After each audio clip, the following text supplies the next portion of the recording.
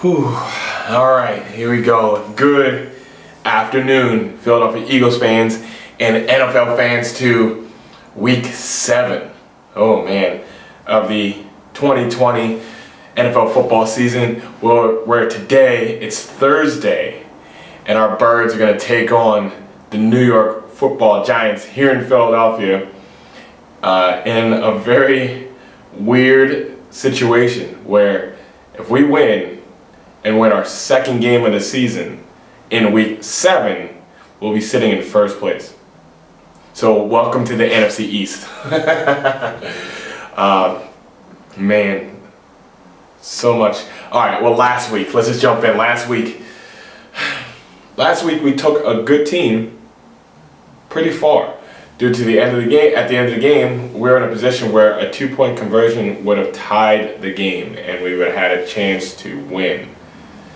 I think that's significant because I'm going to say something that it's not like, ooh, some great prediction or so. I'm not going to tout it as that, but I think we see right now signs that the Birds will win the NFC East. Yes, it's a horrible division, so I get it. But also, I think we're starting to see signs that our Birds are learning to work with what we have. Now, I have to say that because today we have a lot of people out. We have Zach Ertz is going to be out, and Miles Sanders is going to be out. That's not good, right? Big names, big producers over the last, like Miles Sanders recently producing. Zach Ertz, obviously we know how important he is to Carson Wentz as a safety blanket. But it's weird the perspective I have over that right now, because I think it's a little bit of a blessing in disguise. We are supposed to get some people back, like we're supposed to get Lane Johnson back, we're supposed to get Deshaun Jackson back, not Alshon Jeffrey. We're supposed to get Avonte Maddox on the defense back. We still have a couple key people. We have linebackers that are just, Edwards is out, Riley's out, Malik Jackson's out for defense. That's not good. And on offense, now our tight ends are going to be Rodgers and I believe this guy Kroom. So why in the world am I being optimistic? The NFC East is horrible, and we all know that, right? Like, you got 1-5, 1-5, 1-4-1, and 2-4 in our division. That's what we have right now. Now, yeah, Dallas looked like an absolute dumpster fire against Arizona, which, to our Philadelphia Eagles' delight, is a good thing because the concern would be that if Dak goes down, you have Andy Dalton behind him, and he's supposed to be a starting caliber type quarterback. He looked anything but. And it seems that Packers fans are sitting there going, hey, we told you about McCarthy. And Dallas fans were like, well, we were going to change things, but no, it looks like horrible. Jason Garrett's probably back on the Giants sideline clapping up. Like, yep, you get what you paid for. Which is weird. I just said something positive about Jason Garrett. Whatever. We will see him later on. But that's the stuff that we don't have control over that's playing in our favor. But if you look at what's going on, and really focus in on this Fulgham guy, wide receiver that has come up, has had a crazy story, but has become a go-to option for Carson Wentz, we wouldn't have seen this if everything were to go to the beginning plan, right? Where Deshaun Jackson would be healthy, Alshon Jeffrey would come back. We have, Zach Ertz and Dallas Goedert, tight ends. We have all of our draft picks like Hightower, Watkins, Jalen Reagor, producing.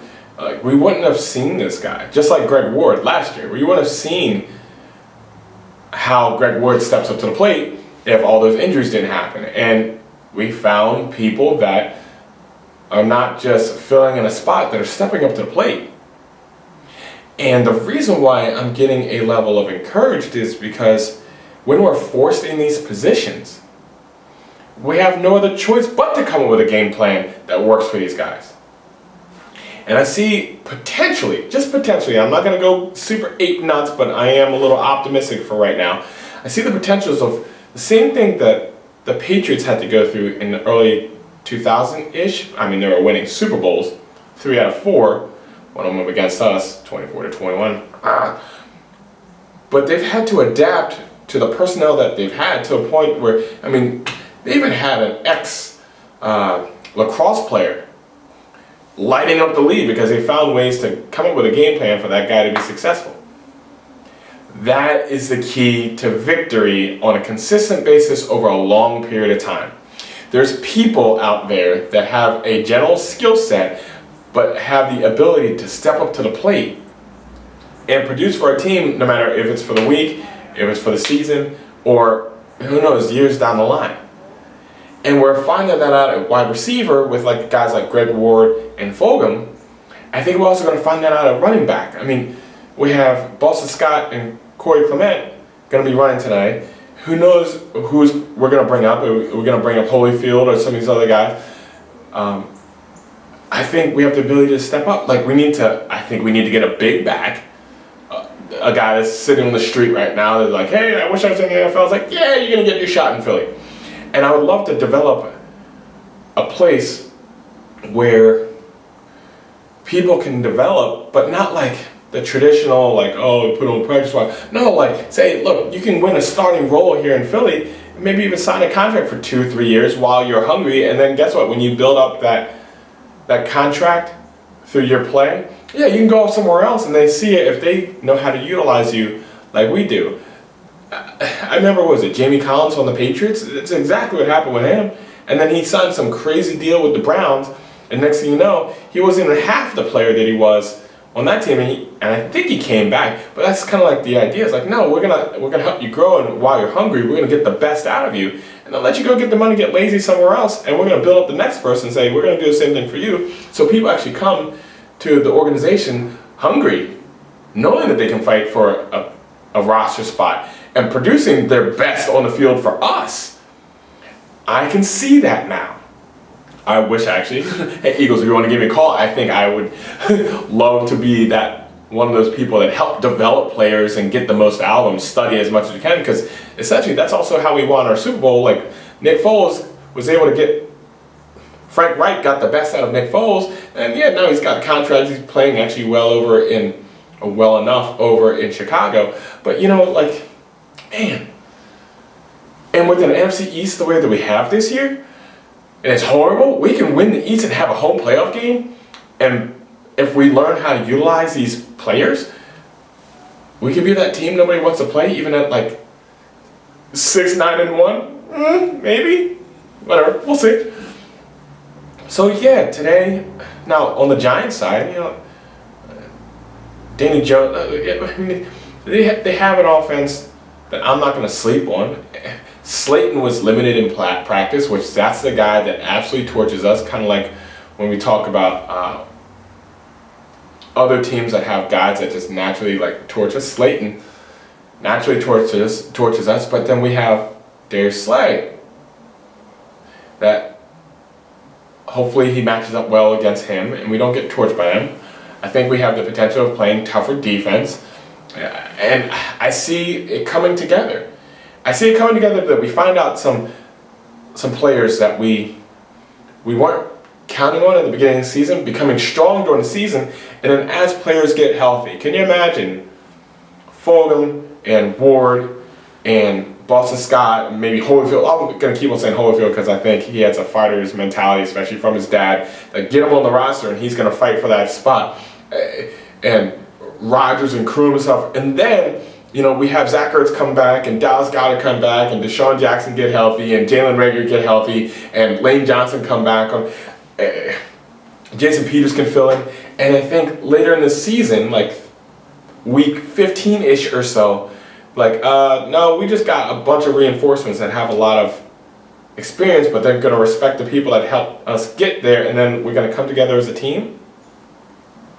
I'm calling it now. And if there's a team to do it against, it's the Giants. So, yeah, do I believe we're going to win tonight? Yes, I do. I'm getting hyped up a little bit and looking to go back to the link after this video because we played the Giants, then Dallas, then the Giants, we have a potential of going on a 3-game winning streak. We have to do it 1 week at a time, I get it, but 3-game winning streak and putting ourselves in a different position, gain some confidence, and then going into the later parts of the season with a level of confidence that we can do this.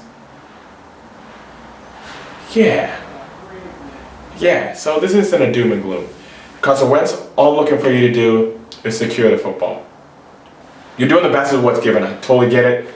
Thank you, right? Normally I'm very critical of you. Thank you. Secure the football. No more fumbles, no more interceptions. We need to limit that because that's actually killing our chances of winning. Do what you got to do. Jalen Hurts, I'd like to see a little bit more of you, and I still want to see a pass by Greg Ward. I still want to see that, so I'm going to keep saying it until it actually happens, because I think it'll be big when it does. Doug Peterson, continue to try your best to utilize a game plan for the people that you actually have that are healthy. Man, and sorry for the long video, but this is exactly how I think, this is how I feel, and I think this is part of the rise of our season that can be salvaged, especially in a horrible NFC East. So come on, let's go Birds. Let's beat the Giants tonight. And I think we can do it. Go Birds. Have a good day.